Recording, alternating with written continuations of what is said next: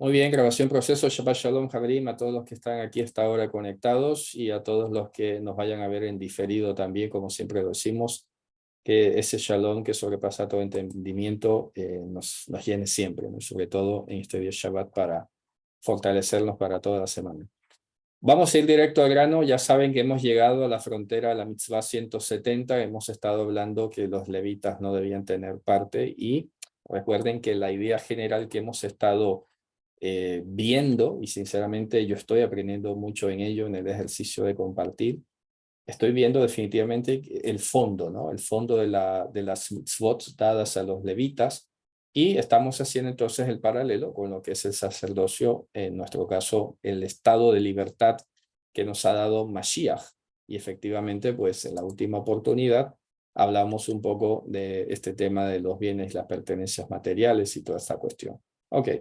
Entonces vamos a ir a la mitzvah 171 y seguimos un poco en la misma tónica. Esta mitzvah 171 dice es la advertencia por la cual fuimos advertidos de no tirar el cabello de la cabeza por los muertos, conforme el camino que hacen los sichlim, en este caso serían como los que no tienen discernimiento. Es una palabra, una variante que usa Maimónides aquí. Y la fuente de esta mitzvah se encuentra en Deuteronomio 14:1, que ya lo tengo aquí. Y empieza diciendo que este es uno de mis versos favoritos entre muchos que hay, pero me gusta mucho cómo suena este, que dice, Banim atem la Hashem Elohechem. Dice, hijos son ustedes de Hashem su Elohim. Entonces dice, Lotit godedu velotasimu korha bein einechem lametz. No se van a sajar, hacerse laceraciones o sajaduras, y no van a poner korha. Aquí la palabra clave es korha, que es una especie de peladura. Y por eso se habla en esta mitzvah de tirar el cabello de la cabeza.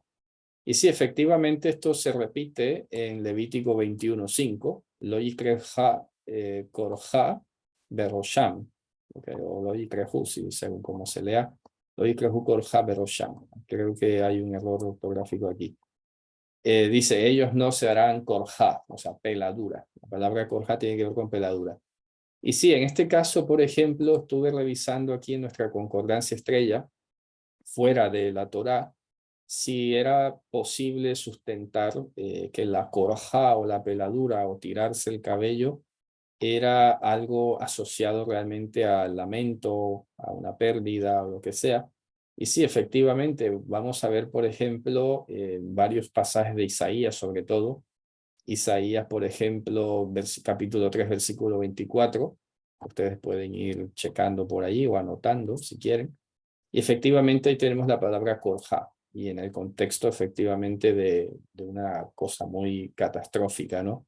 Que ha pasado algo muy malo, y está diciendo, hombre, en lugar del perfume lo que va a haber es hedor, en lugar de ceñirse lo que va a haber es ropa rapada, en lugar de una obra labrada va a ser es una peladura. O sea, está mostrando como los contrastes, ¿no? Pero todavía es más claro en Isaías 15:2, cuando dice, Allah Habayit Dibón Hamot Leveji, dice, va a subir esta casa, y Dibón y todos los lugares altos en llanto, por Nebo, por Meid Balmoab, van a hacer lamentación, en toda su cabeza habrá corja, y toda su barba estará como destrozada, ¿no? Y efectivamente también Isaías 22:12 vuelve a hablar el tema del lamento y la corja.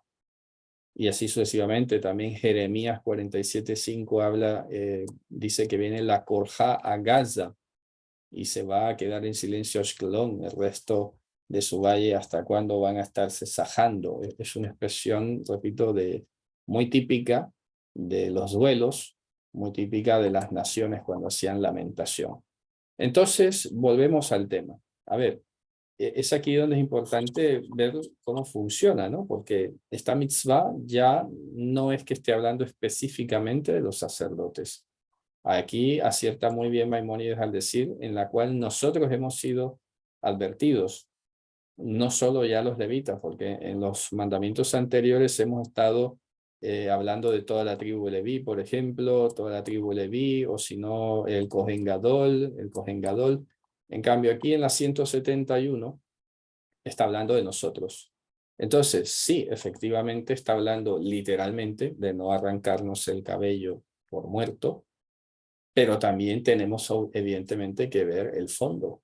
El fondo es qué es lo que está detrás de esa acción.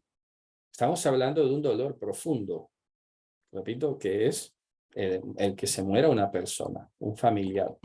Eso también lo hemos hablado en el mismo contexto del Cohen Gadol, ¿se acuerdan? Que veíamos que inclusive hasta fuera su propia hijo o lo que sea, no tenía ni siquiera permitido salir o ir a tocarlo o abrazarlo, y si se moría la esposa al lado se tenía que apartar automáticamente. Todo eso lo hemos estado estudiando.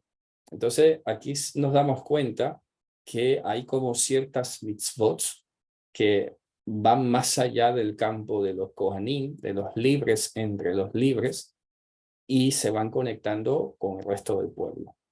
Entonces, lo que tenemos que tener clarísimo, como ya lo he dicho muchas veces, es que este pequeño grupo de la tribu de Leví representaba lo que debía ser todo el pueblo. Pero, al mismo tiempo, estamos dándonos cuenta que muchas de esas mitzvot que tenía la tribu de Leví también se van extendiendo progresivamente al resto de la nación. Y eso guardando, repito, el fondo, no la parte superficial.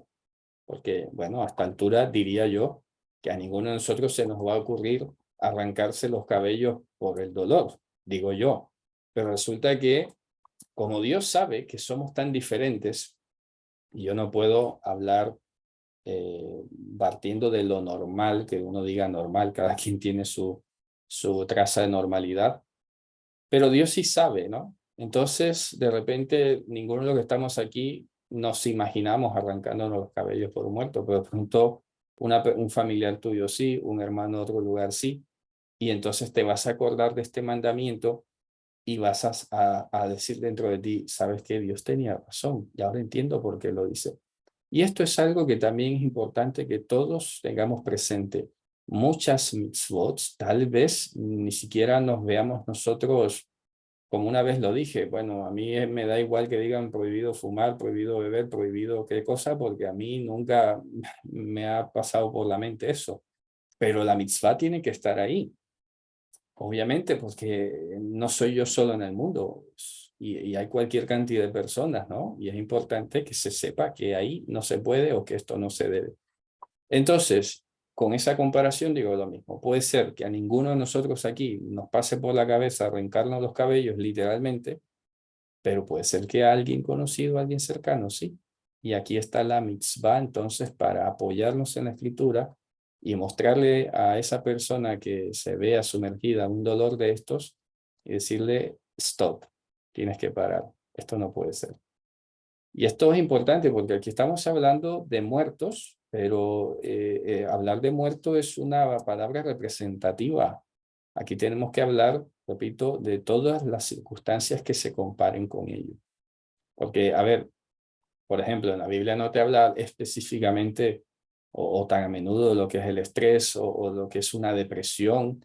Sí que se puede percibir en algunos personajes que han experimentado, y hoy a la luz de los términos modernos pudiéramos pensar que estaban deprimidos o lo que sea, pero resulta que es que cuando la Torá habla de sucesos como este, está englobando todos los demás escenarios que se puedan comparar.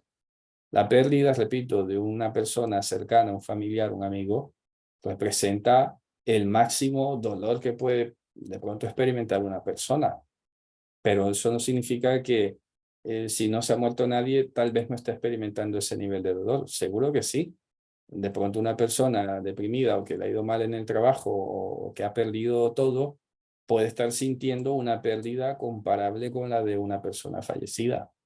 Entonces, ¿qué pasa? Que este mandamiento no nos vamos a quedar en la literalidad allí. Ah, bueno, como habla arrancarse los pelos por muerto, entonces sí me los puedo arrancar cuando esté en otro estado de ánimo. No, es lógico, ¿no? Esto no tendría yo ni que decirlo, pero por si acaso lo digo, para que todos estemos despiertos, ¿no? Sepamos que el mandamiento es una cápsula que abrimos y que ella tiene o encierra un campo amplio de escenarios, ¿no?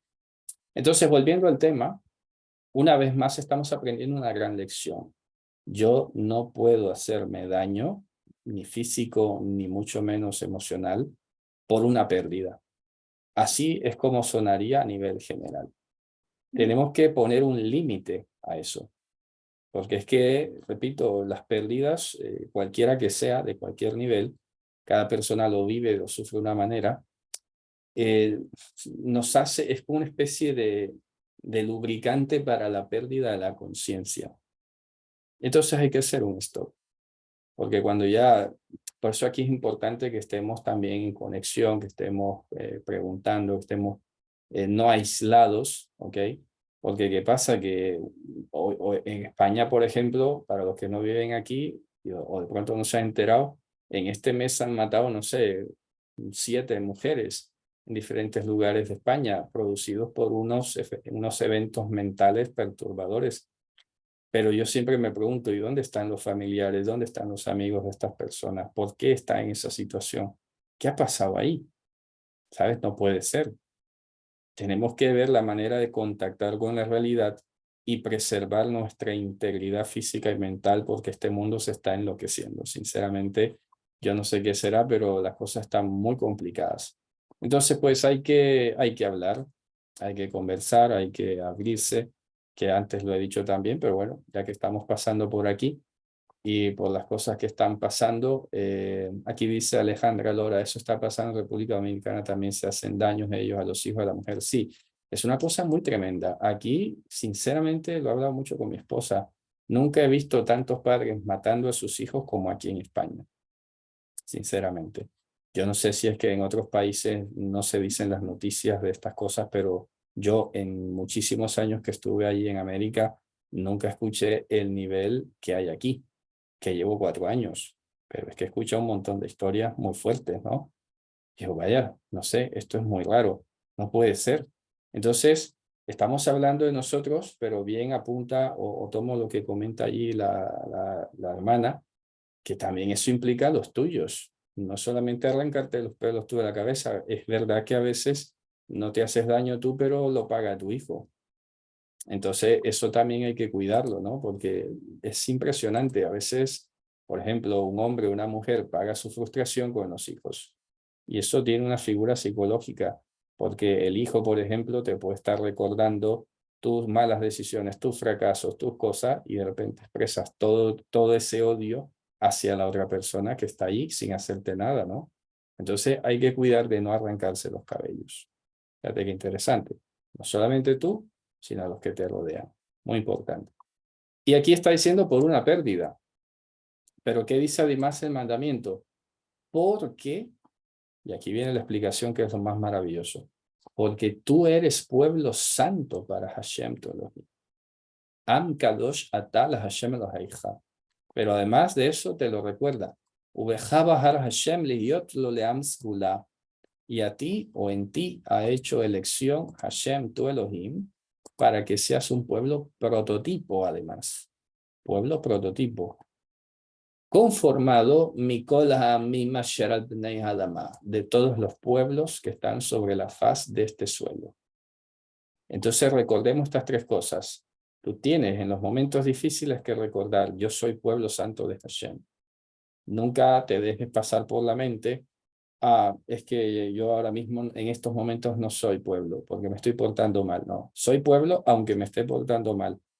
Y el recordarlo te va a hacer callar o te va a hacer parar, porque ¿sabes qué pasa psicológicamente? Si tú cada vez que te portas mal te vives excluyendo del pueblo, un día esto te va a quedar por fuera definitivamente, pero te lo digo en tu cabeza, no porque esté insinuando que delante de Dios la salvación la pierdas o lo que sea, no, no, sino que tú te encerrarás en un cofre mental allí, que ya entonces no hay retorno hasta que Dios de repente venga y te rescate, pero no hay necesidad de sufrir tanto.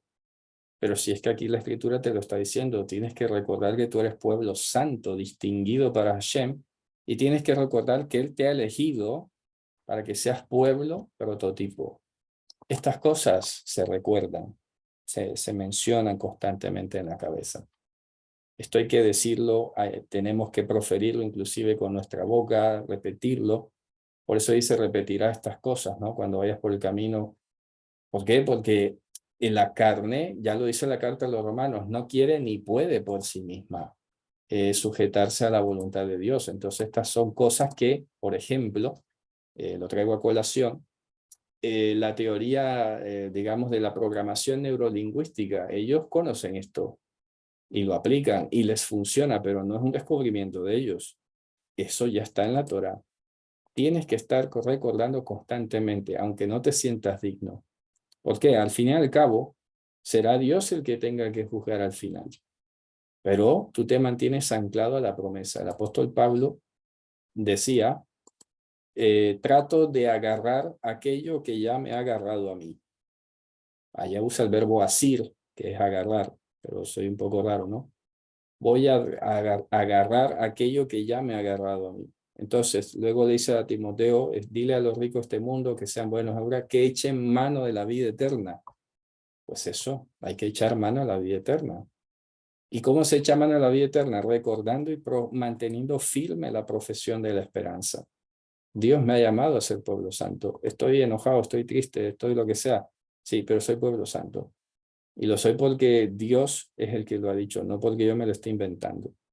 Y eso te tiene que ayudar a poner un límite, porque el objetivo es que no te pongas peladura entre tus ojos, con todo lo que hemos explicado.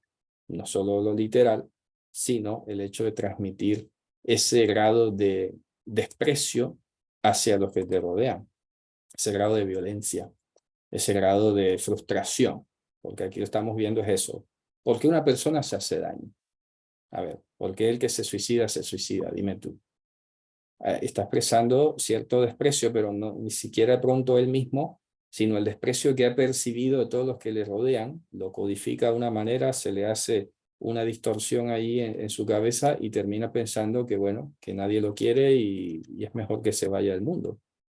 Por ejemplo, pues si esta persona recordara todos los días esto que estamos hablando, no, yo soy pueblo santo del Señor, a mí me ha escogido el Señor. Y no es para, repito, no es para creerse lo máximo ni nada. Esto, entiéndase, si estoy diciendo que repitamos y hablemos de esto, es con el objetivo de que no nos hagamos daño a nosotros ni a los que nos rodean. No es para venirte arriba y creerte la gran cosa, que ya hemos hablado un montón de eso, que nada somos delante de él. Así que está claro, ¿no? Esta mitzvah, entonces, está vigente. Sería inconcebible que alguien diga, a este mandamiento está abolido, por eso es ley ceremonial. ¿Qué ceremonial tiene esto? Dime tú. No, eso es ley civil israelita. ¿Cuál ley civil? Esto es santidad. Pero claro, cuando la santidad camina por todas estas cosas, o no lo ven o lo desprecian. Bueno, ¿qué vamos a hacer? Se lo están perdiendo, ¿no?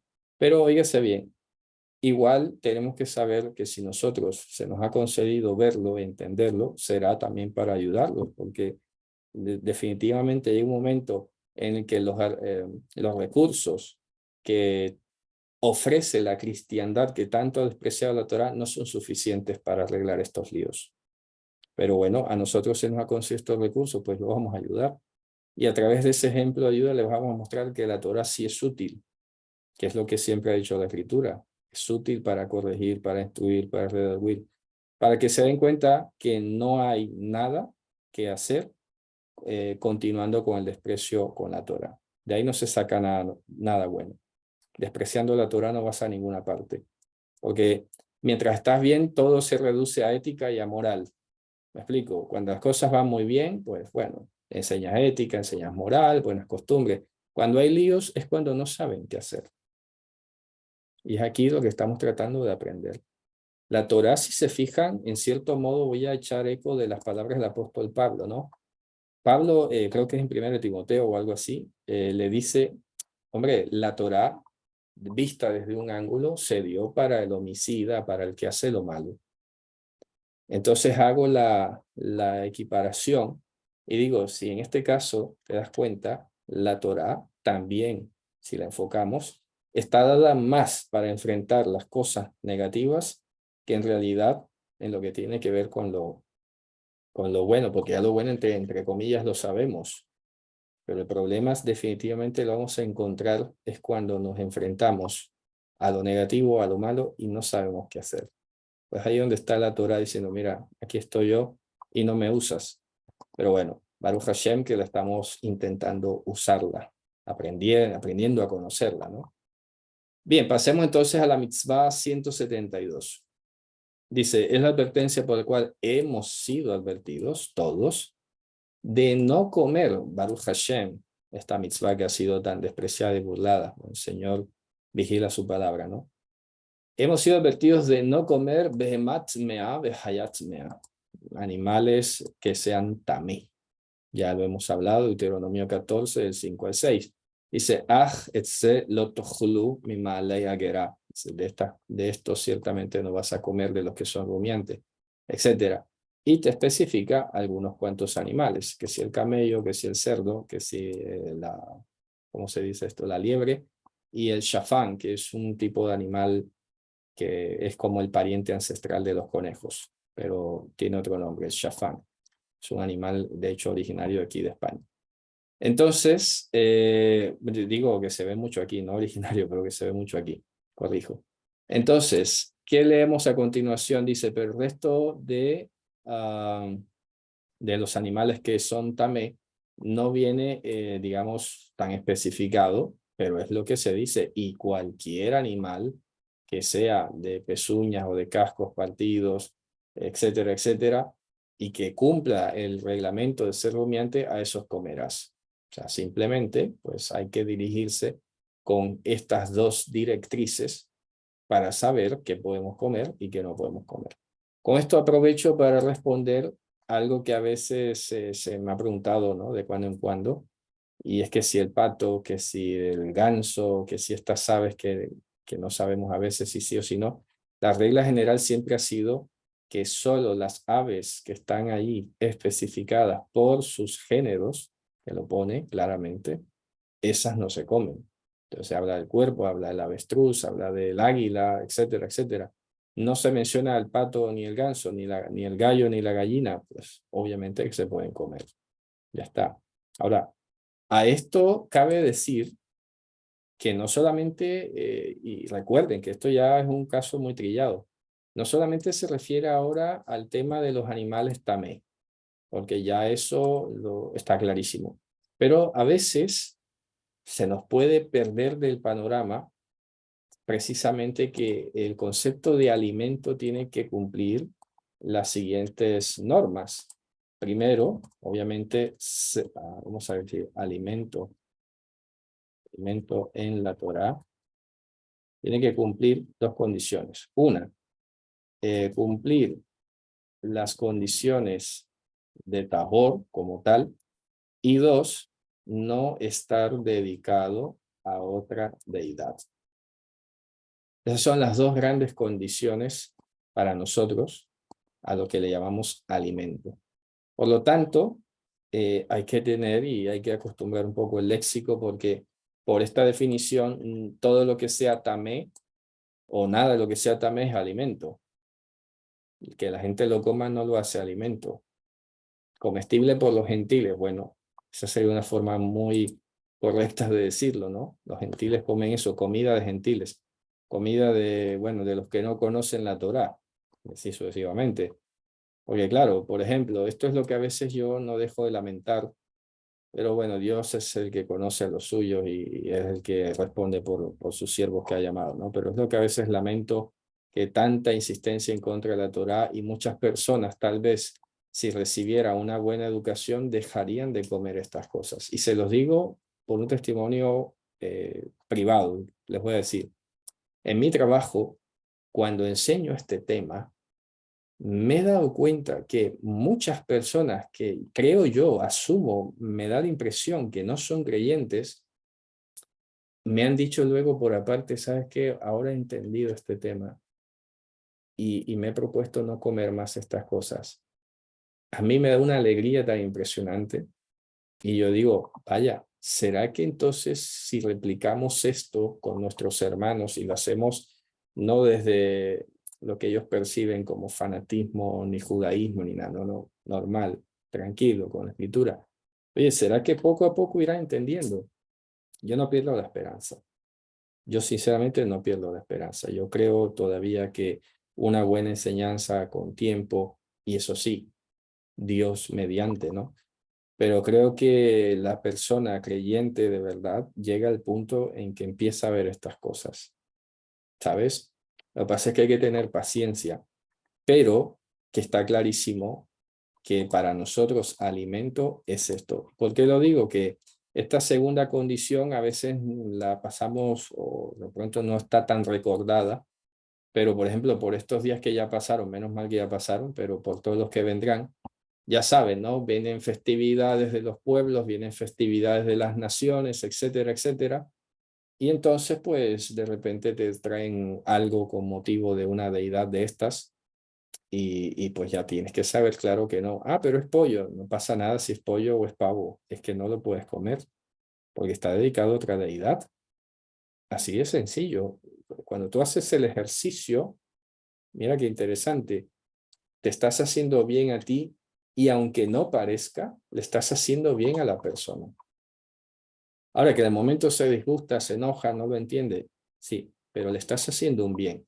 Más adelante, cuando se entere, hasta te va a decir, oye, me acuerdo, de verdad, gracias porque tuviste el gesto y la honestidad de decírmelo, porque es que vale más, como hay un proverbio que lo dice, ¿no? Algo parecido, oye, vale más una reprensión del justo que una mentira del impío, algo así. Entonces, ¿qué pasa? No podemos dejar de dar ese testimonio, aunque en el principio o en el momento les parezca ofensivo. Dice, fuertemente en el pasado suicidé, intenté suicidarme, antes se llama por Hashem, después lo intenté varias veces, intenté cortarme el cabello por una decepción amorosa, pero ahora Hashem, es Baruch Hashem, me alegro para que por esos pensamientos ya no vienen, ¿no? Dice, los aditivos que puso en su publicación son sobre animales no aptos. Bueno, la mayoría sí. Lo que pasa es que les explico un pequeño paréntesis, ¿no? Porque viene el tema, estamos hablando de los animales, pues viene el tema.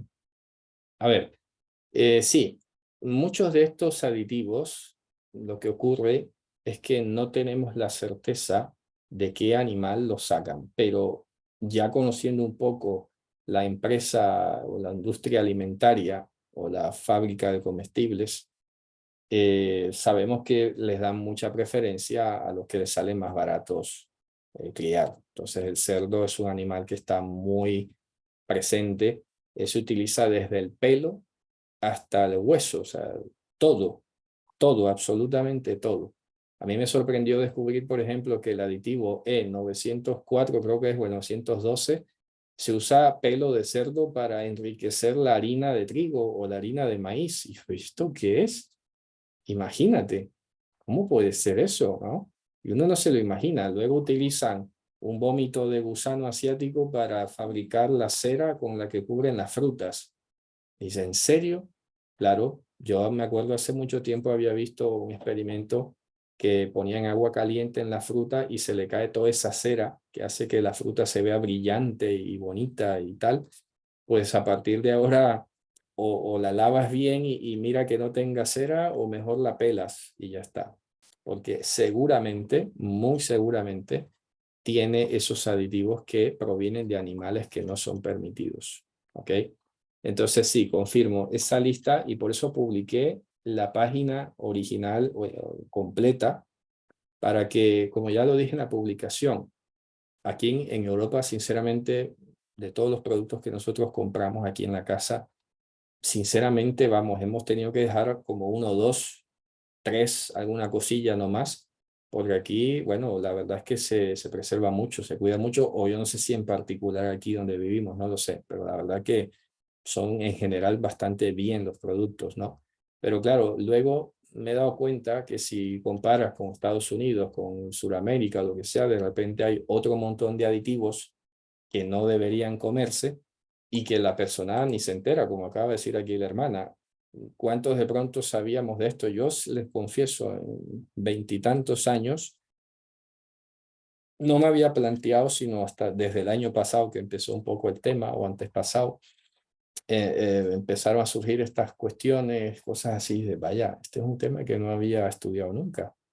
Así que por eso, después de estar profundizando un poco, me tomé el trabajo de verificar uno por uno de la lista que les puse y ya se darán cuenta, pues que sí, digamos que hay unos que estaban ahí que ya lo avisé que esos no entraban porque, bueno, son criterios ya de Pesaj, rabínicos, eso no tiene que ver, pero todos los demás efectivamente tienen alta procedencia de animales que no son aptos, no son tajor.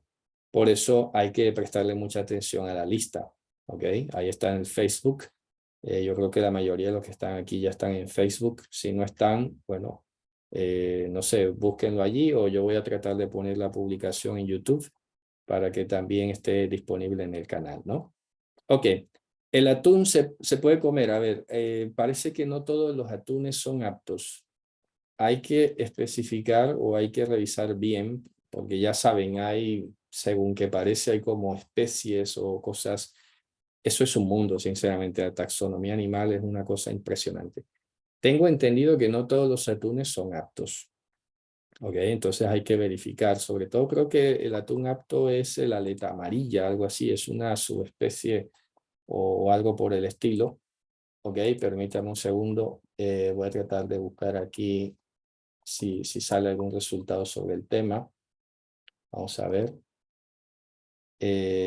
Sí, hay alguna especificación, repito, hay que buscarlo, hay que asegurarse. Ya saben que los sellos, normalmente la K o, bueno, hay diferentes sellos que no necesariamente tienen que tenerlo, simplemente que se aseguren de que de pronto sea aleta amarilla o que ese atún sea realmente atún, porque ahora hay que hasta que preguntarse eso, oye, ¿será que esto es atún lo que estoy comiendo? No se fíe mucho de que lo diga la lata, porque hay mucha cosa. Increíblemente se está comercializando carne de caballo y de asno como si fuera de vaca, así que complicado. Bueno, muy bien. Aquí me pone Maniel, yo gracias a sus clases en eTeacher de comer, pues me alegra, eso es un ejemplo, ¿no? El hermano que está por aquí da testimonio de eso. Vale, perfecto, pregunto, muy bien, ok, voy a revisar la harina que consumo. Bueno, a ver, este es un tema, fíjense ustedes, ¿qué pasa? Yo hay productos que compro que ponen ciertos, dice, contiene preservativo, ¿cómo? Preservantes, es que se dice, ¿no? Contiene preservantes, creo que se dice así, ¿no? ¿Y qué pasa? Que no te dice cuál. Dice, bueno, ya si no me dice cuál, ya ni modo, lo asumo el riesgo, ¿no?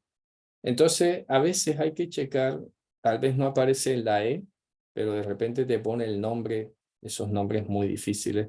Al principio nos puede parecer un poco tediosos, pero es bueno el ejercicio porque te enteras de muchas cosas, ¿sabes? Permítame un segundito, por ejemplo, para los que de pronto no han visto la publicación en Facebook, voy a compartir la pantalla y les voy a mostrar un poco cómo va la cuestión.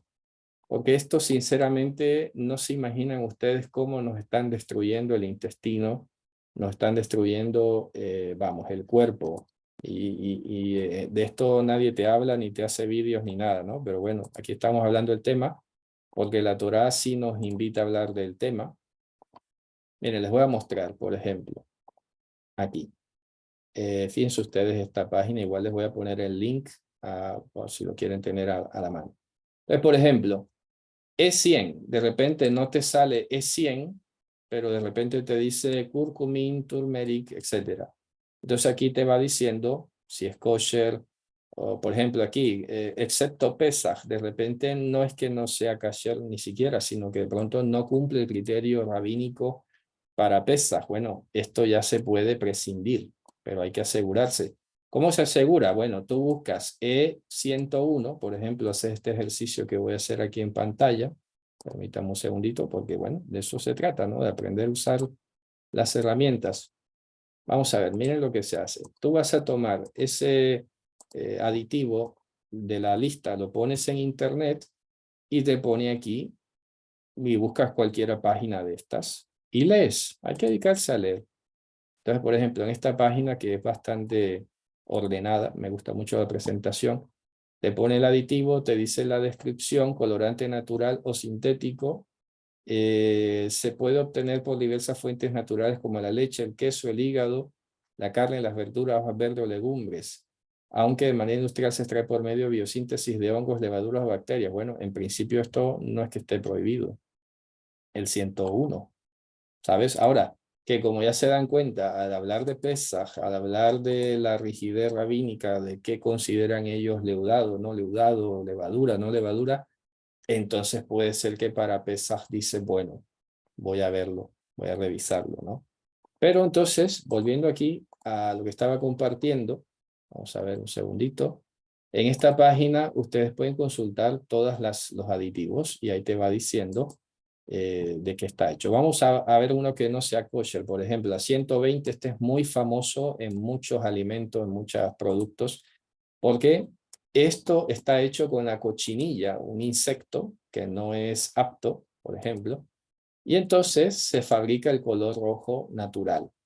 Entonces, este aditivo 120, pues hay que echarle ojo, porque está hecho básicamente de ese insecto, que es, si lo ponemos un poco, es como comerme un puñado de cochinillas, ¿no? No lo harías, ¿no? Pues eso es un poco la cuestión. Ahora, ¿qué pasa? Que ya luego vamos a encontrar aquí otro, por ejemplo, 140, clorofil, etcétera. Bueno, hay que ver de qué está hecho esto, de dónde lo extraen. Si hacemos el ejercicio, supongamos, yo copio aquí, es 140. Vamos a hacer un segundito por acá, lo ponemos aquí. Miren, es 140, le doy buscar y aquí te pone. Colorante natural de color verde se obtiene por extracción con disolventes de ortigas, hierba de césped, alfalfa, aunque puede obtener todas las plantas y algas. A ver, en principio el 140 no suena mal. No te está diciendo que venga de un animal impuro o lo que sea, viene de hierbas. Así que ya se dan cuenta pues que esta página de repente, no sé bajo qué criterio, si es que de repente ellos consideran que el campo no ha descansado el séptimo año, no sé bajo qué nivel ya superior rabínico ellos dicen que no es kasher, pero si lo lees la descripción, no debería considerarse como no kasher. ¿Vale? Así que ahí es donde les digo que hay que revisar esta tabla, aunque los ponga en rojo, no siempre de repente razón tiene. Para eso, por ejemplo, carbón negro vegetable, bueno, 153 es carbón, no es un animal tamé.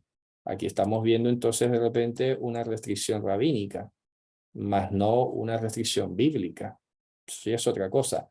Ahora, hay otros que es verdad que revise, que por ejemplo, voy a poner un ejemplo. Este carbón natural, de repente tú dices, vale, no es tamé, me lo puedo comer. Pero resulta que entonces es cancerígeno, porque eso ya es otro nivel. Entonces ya aquí estamos hablando más allá de estas cosas, de que, hombre, ya si estás consumiendo, por ejemplo, mucho pescado de mala procedencia, te vas a envenenar por el mercurio, por ejemplo. Entonces ya esto se sale, el concepto de kasher, quiero que lo sepan, hay que separarlo del concepto de tahor. Tahor es lo bíblicamente prohibido y kasher son las demás advertencias que hace el mundo rabínico de si se puede o es apto o no es prudente, ¿sabes? De repente el hecho de que diga rabínicamente prohibido no es ni que sea de repente porque la Biblia lo prohíba, sino porque los rabinos han visto, oye, este consumo nos da un poco de probabilidades de cáncer, entonces mejor vetémoslo para evitarnos problemas, ¿vale? Así que esa lista se las voy a compartir junto con la otra página ahí en el chat para los que la quieran tener, pronto no la tienen. Y la otra página donde se pueden ir consultando los, digamos, los aditivos uno por uno. Ahí están las dos páginas. Así que fíjense ustedes, claro, un hermano en la emuná, de pronto del cristianismo, nos ve hablando de este tema y dice, ¿en serio voy a estar revisando? Pues sí, hombre, porque al fin y al cabo no es para tu bien. Hoy estamos hablando de no hacernos daños a nosotros mismos. Lo voy a titular así. No debo hacerme daño a mí ni a los que me rodean. ¿Vale? Lo voy a escribir por aquí antes que se me olvide. No debo hacerme daño. Y eso, si se fijan, pues está involucrándonos la Torá con la comida. Entonces tú no le vas a dar a tus hijos un veneno. No le vas a dar a tus hijos una cosa, por ejemplo, como el azúcar. A ver, el azúcar no está prohibido en la Torá. No vamos a decir que es tamé, no. pero sabemos ya que mucho azúcar evidentemente nos va a hacer daño. Ahora, ¿qué les recomiendo? Si lo hay en tu país, vayan pasándose al azúcar de coco, por ejemplo. Es de las cosas mejores que hay. Hace poco nos mencionaron otra cuál azúcar era. Creo que el hermano, alguien, no sé si alguien de Zaragoza que me recordó que había azúcar de, bueno, de un árbol, no me acuerdo qué era. Ya me acordaré de qué azúcar me dijeron que era. Pero que también es muy buena, dicen. Hay que buscar alternativas porque este azúcar blanco que venden, vamos, es perjudicial. El agave es bastante bueno, la miel es buena también. El eritritol es un azúcar con un índice de glucemia muy bajo. Bueno, eritritol, hay que buscarlo. Panela es bueno, claro. Pero ya te digo que todo esto, la panela en particular, por ejemplo, tiene el problema que tiene un alto índice glucémico. Ya cuando averigüen del tema se enterarán este tema del índice glucémico. Por eso les recomiendo el agave, que es bastante bajo, y el azúcar de coco, por ejemplo. Entonces, ¿qué pasa?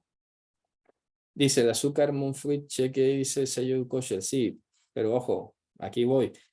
No es que ahora, bueno la pregunta, porque no es que porque tenga sello kosher, por ejemplo, ahora ya te lo puedes comer a cantidad. El azúcar es malo, o sea, en general. Ni siquiera ahora vas a decir, bueno, ahora me voy a comer un turrón todos los días de azúcar de coco. No, no, no, hay que mentalizarlo que es malo. Ahora, ¿qué pasa, por ejemplo? Hay algunos grupos de hermanos, como son los adventistas, que, ¿qué pasó? Que entonces al poner en tan alto nivel a su hermana, la señora White, y la superprofeta de Dios, etcétera, ¿qué pasó? Pues que para ellos básicamente llegó a ser un pecado comer azúcar. Hombre, ¿me explico? Entonces ya muchos círculos adventistas radicales, si veías comer una golosina, ya te veían como si fueras un pecador. Entonces no puede ser. Dice el azúcar de abedul, es ese, Loli, creo que es ese, exactamente, algo así, creo que el azúcar de abedul. Sí, algo así, el abedul es buenísimo, creo que ese, era ese, ¿no? Sí, sí, sí, fue Loli la que lo dijo, que pronto se me cruzó el tema con Zaragoza y Prats. Así que bueno, pero ese, por ahí va la cosa. Entonces, piensen ustedes, es el equilibrio, pero ¿qué pasa? Que esto es bueno para nosotros. En el largo plazo, mediano plazo, yo esperaría, sinceramente, que todos nosotros tengamos una buena salud. Si hacemos caso de lo que estamos estudiando. Hashem nos ha dicho no consuma estos animales. Bueno, ahora nos estamos enterando, como se los digo, yo en 23 años, 3 años, me empiezo a enterar de este mundo de aditivos, nunca me lo había planteado. Digo, vaya, fíjate, qué impresionante esto. Pues ahora, venga, a estudiar, que hay mucho por aprender, ¿sabes? Cuando ya lo dominas, cuando ya lo manejas, oye, qué bueno, sabes que te estás cuidando tú y estás cuidando a los que te rodean. Ahora fíjense ustedes, pasamos de un extremo, de algo triste, malo, de arrancarse los pelos, hacer daño, y estamos pasando desde a otra óptica, desde el cuidado. No voy a hacer daño en el sentido de cuidar, de preservar. Voy a evitar comer estas cosas que me hacen daño. Pero repito, si vamos a la mitzvah, y eso es bueno recordarlo, ya qué bonito están conectados, ¿no? No sé si lo hizo con esta intención Maimónides así cuando escribió el libro, pero tiene un guión interesantísimo. Porque ¿cuál es la razón por la que Hashem nos prohibió comer esos animales? Para que seas santo porque yo soy santo. Vamos a buscarlo porque a veces, no sé, yo creo que a veces falta terminar de leer simplemente la Torah. A veces las personas se quedan con la primera impresión, sacan un montón de excusas, es lo que sea, pero es que no terminan de leer cuál es el mandato que Dios dio, la razón. Esto no es razones ni siquiera médicas o de salud o lo que sea. Ahora, que está implícito, sí. Pero ¿qué dice Levítico 11:43? Más bien el 44. Ki ani Hashem Elohechem behit kadishtem vihitem kedoshim ki kadosh ani velot tetamo'u et nafshoteichem bechol hasheret sarometz al haaretz. Dice, porque yo soy Hashem, el Elohim de ustedes, y ustedes se harán partícipes de esta distinción, de esta santidad, y serán santos, porque yo soy santo, y no se harán inhabilitados, tetamo'u, a vuestros pescuezos, a vuestro cuerpo, con ninguno de estos seres, mira, curiosamente se dice sherets, seres, que se mueven sobre la tierra. ¿De acuerdo? Y dice, Bechol nefesh haya romeset bamaim, bechol nefesh haro shoretzet al haaretz, ni lo que se reproduce en las aguas ni en la tierra, para, dice el verso 47, distinguir o hacer diferencia entre lo que es tamé y lo que es tajor, entre el animal que es comestible y el animal que no es comestible. Dime tú, ¿qué de pecado tiene esto? ¿Qué de malo tiene? ¿Qué pasa? Pues que entonces esto es un asunto que te das cuenta que una persona que viene habituada a comer pulpo, a comer calamares, a comer cuestiones, hombre, le puede chocar.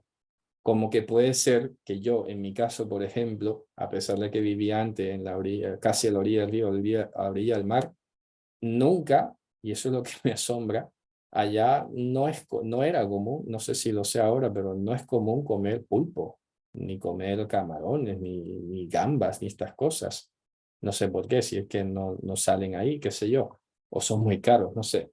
Pero aquí en España, por ejemplo, vamos, que eso es vamos, la comida mediterránea, cantábrica y atlántico. Eso es lo que más se come en todas partes de España. Y ya eso, si le sumas todo el tema del gourmet y la alta cocina, ni te digo, lo vas a encontrar en muchas partes. Yo todavía cuando voy aquí a la tienda a comprar y veo los cangrejos ahí vivos, me los quedo mirando como si estuviera en el zoológico, porque nunca los veía así a la venta. O las gambas o ¿cómo se dice el otro? Eh, bueno, se me olvida el nombre ahora. Esos animales vivos ahí, caracoles, ostras y de cuestiones, nunca yo había visto eso en mi vida así vivo a la venta para que la gente se lo coma. Yo digo, vaya, qué impresionante, ¿no? La langosta, por ejemplo, bogavante y estas cosas raras, ¿no? Hay un pescado muy grande aquí, se llama rape, que parece, no sé, no sé cómo describirlo, ¿no? No sé qué parece eso. Parece un cojín desinflado, ¿no? Pero es horrible, ¿no? Y veas tú cómo se lo come la gente aquí. Pues claro, te metes con algo que ha degustado y se ha chupado los dedos toda la vida y le vas a decir, oye, esto no se come, obvio que le va a chocar, obvio que le va a disgustar. Pero luego, si esa persona dice, vale, Dios lo dijo, lo voy a acatar, por algo será. Después, hasta le parece apestoso. Después hasta no soportas ni el olor. ¿Me explico? Y así le puedo dar ejemplo a mi esposa, por ejemplo. Mi esposa antes de venir a la Torah, antes de conocer todo esto, ella comía todo eso de aquí. Pero luego ahora cuando ya lo huele, ya... Dije, fíjate tú, ¿quién lo diría, eh? Increíble. Así pasa, porque somos depurados, somos limpiados. Muchos de los que están aquí, que hayan vivido aquí en España, obviamente tendrán la misma experiencia, ¿no? Y conforme pase el tiempo, pues ya ni siquiera se enterarán ni que existen esos animales, ¿no? ¿Me explico? Y si aquí también se consumen los caracoles, exactamente. Así es, y mucho caracol, yo jamás en mi vida me había planteado que eso se comía, ¿sabes? Allá ni siquiera existen los caracoles así como aquí, ¿no? Entonces, me he encontrado con muchas cosas que, volviendo al tema que estaba diciendo, a mí, mira, me daba igual, o sea, me ponía a poner los caracoles ahí, no me hace ninguna gracia. Pero a la persona que ha vivido aquí, que ha comido eso, dice, "Buah, me da duro, ¿no?" Entonces retomo lo que decía al principio, la restricción tiene que estar ahí.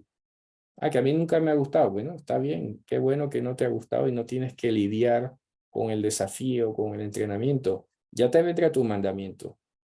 Ya tendrás tú tu mandamiento con el que tengas que luchar. Y te darás cuenta que ese que lucha con la comida, luego no lucha con lo que tú estás luchando. Y es que así vamos todos. ¿Me explico? Pero ¿qué pasa? Que si todos trabajamos en la mitzvah que nos da duro, al final todos nos vamos a ayudar y vamos a ser fortalecidos.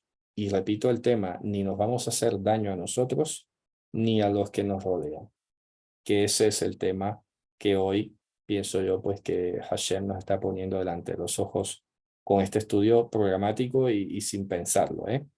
Y si América no hace lo mismo con el cerdo, así es, el cerdo es el que más se come de aquel lado. Dice, lo triste es que aún creyentes cristianos prefieren dejar estas cosas solo por ver el lado de la salud y no por la escritura. Bueno, por lo que sea, ahí ya sí me da igual, ¿sabes? Que no lo vea sino por la salud, bueno, genial, no pasa nada, ya luego lo entenderá. Lo importante es que lo deje. y ya luego irá entendiendo, ¿no? Pero hay que alegrarse con los pequeños comienzos, ¿vale? Muy bien, sigamos entonces. Estamos hablando de los animales no comestibles, estamos hablando del tema de no hacernos daño a nosotros ni a los que nos rodean. Vamos a terminar con la 173. Bueno, es básicamente lo mismo, pero aquí les voy a explicar alguna otra cosilla más. Dice la mitzvah 173. Esta es la advertencia por la cual hemos sido advertidos de no comer dak tamé, o sea, un pescado que sea tamé. Y es lo que está escrito ahí en Levítico 11:10, 11:11, perdón.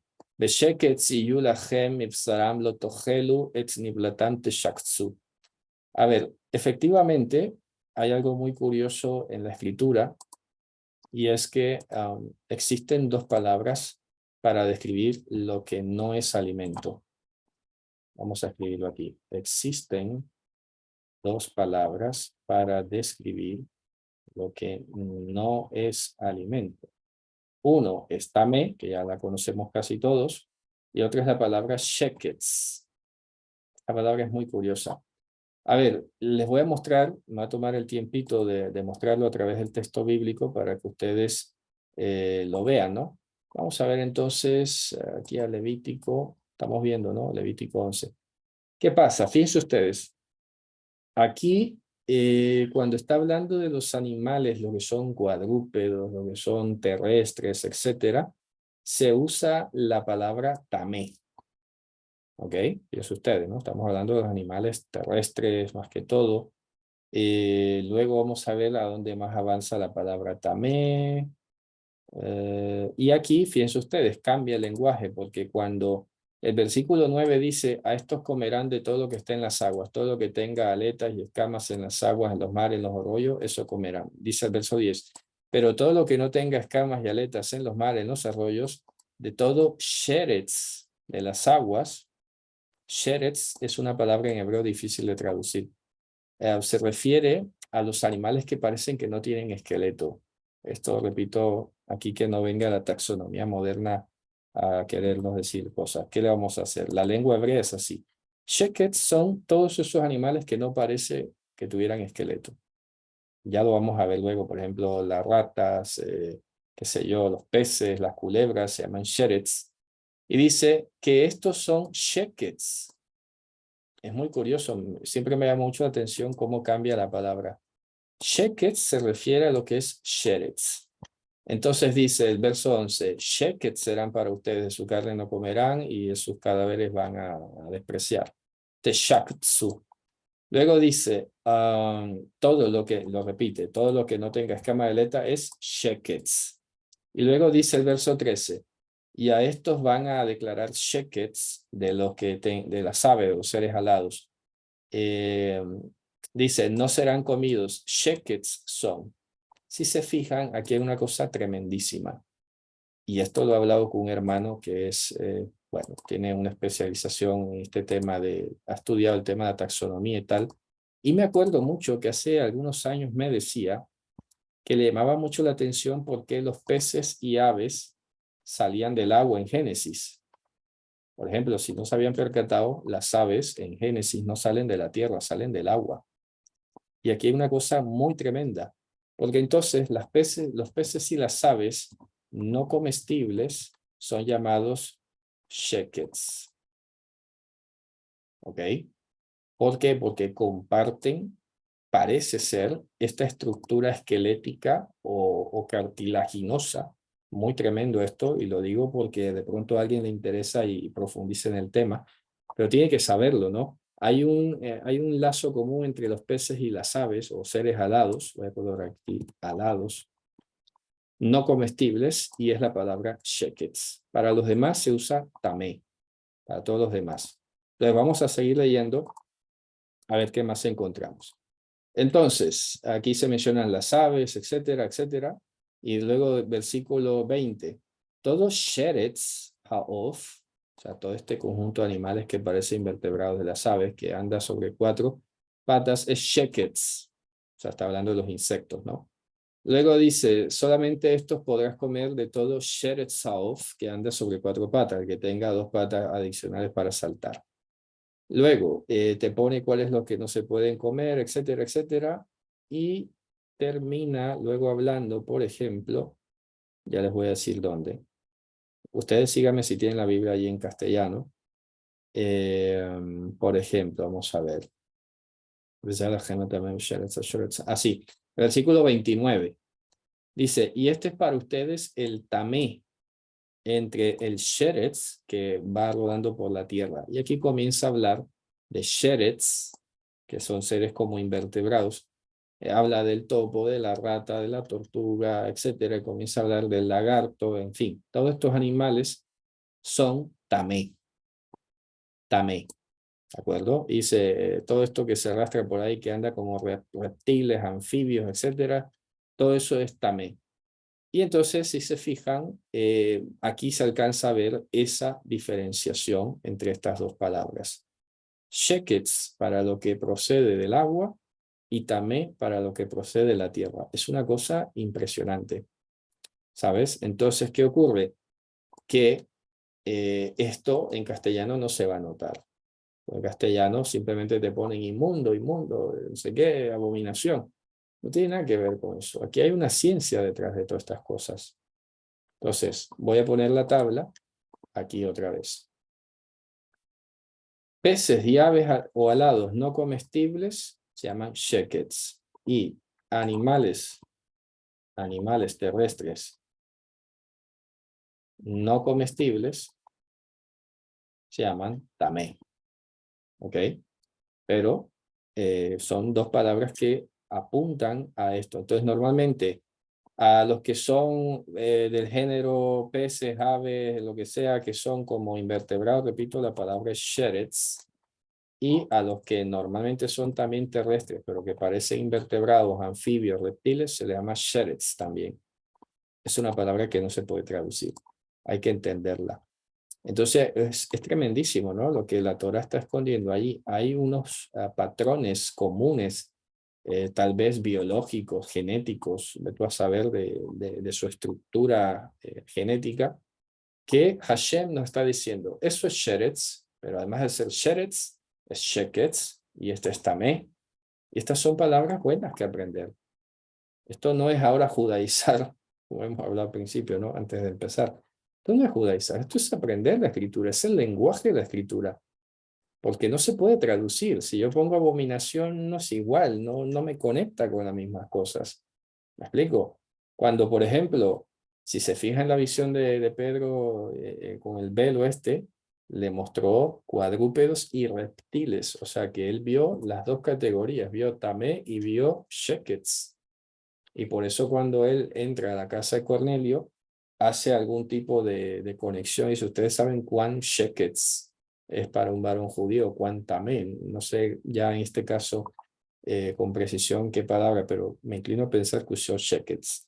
Sobre todo porque es muy llamativo, puede ser que no sea tan trascendente, ¿no? Pero en el mundo judío, a los gentiles no les dicen tamé, les dicen shekets. No sé, lo dejo hasta ahí. No sé la razón, si es una cuestión simplemente de sonido de palabra que suena mejor o más bonito, qué sé yo, pero es muy curioso. A las mujeres gentiles, o sea, que ellos consideran que son incrédulas, que fuera la Torah y todo, ellos le llaman shiksa, femenino, y a los varones dicen shekets. Entonces Pedro entra a la casa de Cornelio y dice, ustedes saben cuán shekets es para un varón judío, pero a mí me ha mostrado Dios que a ningún hombre. Ese es el versículo que no sé, que le falta leer a muchos hermanos, que ahí no dice a ningún animal o a ningún alimento, dice a ningún hombre. Vamos, que tienes que ir, si quieres leer el griego y busca que dice antropos, hombre, no pone animal, no pone comida, no está hablando de comida la visión. No sé qué pasa, de verdad. Hay un velo puesto ahí muy tremendo. Hay que tener paciencia, mostrar el versículo, decir, léelo, por favor, razona un poco, que ahí no está hablando de comida, ¿sabes? Pero estas son cosas que se han venido repitiendo durante siglos y siglos y nadie se atrevió a cuestionarlas antes. ¿Me explico? Es muy complicado. Remes, sí, muy fácil. A ver, esa es otra palabra intraducible, pero ya que lo ha preguntado, a ver, resulta que remes son todos los animales tajor en la tierra y en el agua. Remes, todos los animales tahor en la tierra y en las aguas.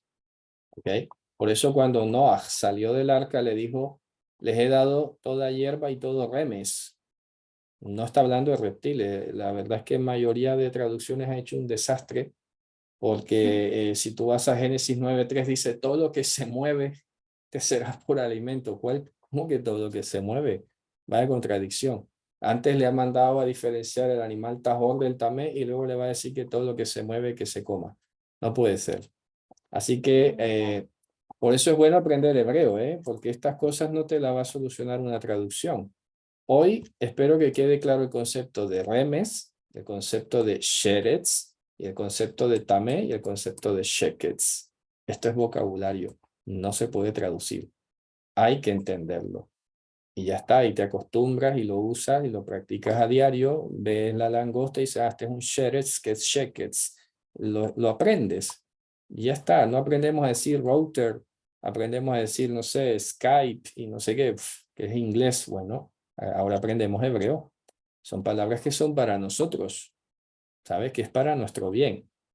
Ok, Levítico 11:22 dice que podemos comer langosta, grillo, chicharra y saltamonte. Sí, estoy hablando de la otra langosta, la del mar, porque hay que distinguir, ¿no? El saltamonte y la de las aguas.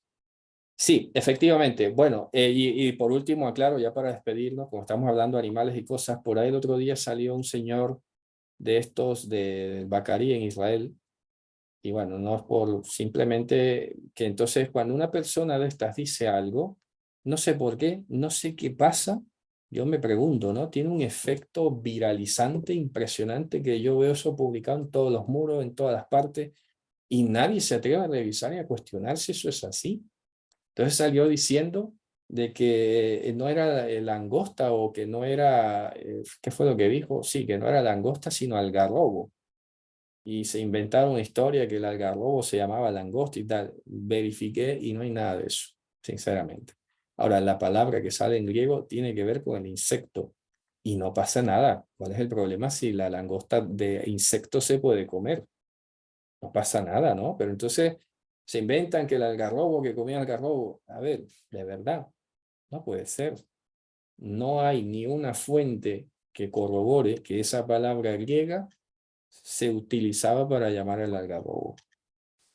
Repito, si yo hubiera comprobado, hubiera dicho, sí, sí, oye, tienes razón, qué bueno, no me cuesta nada.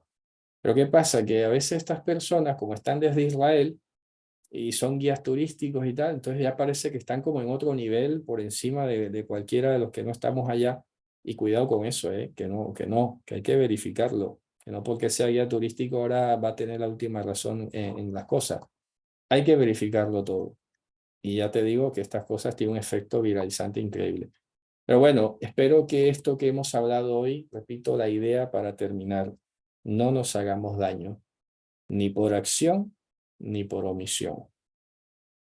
Vamos a cuidarnos desde la comida y vamos a cuidar las reacciones, vamos a cuidar nuestras emociones y vamos a pedir al Señor que nos siga dando discernimiento y fuerza para llevar a cabo esta mitzvah que es para nuestro bien. ¿Ok? Así que bueno, Javerín, un saludo a todos. Ha sido un placer compartir. Gracias por su compañía. Nos vemos en una próxima. Que tengan Shabbat Shalom desde ahora. Y a los que están aquí también, Shabbat Shalom. Letraot.